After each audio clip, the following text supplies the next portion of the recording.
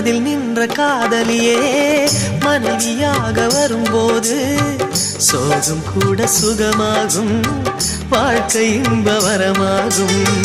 உன் வாழ்வில் செல்வங்கள் எல்லாம் ஒன்றாக சேர்ந்திட வேண்டும். பூவே உன் புன்னகை என்றும் சந்தோஷம் தந்திட வேண்டும். ஆசை காதல் கைகளில் சேர்ந்தால் வாழ்வே சொர்க்கம் ஆகுமே. ஆசை காதல் கைகளில் சேர்ந்தால் வாழ்வே சொர்க்கம் ஆகுமே.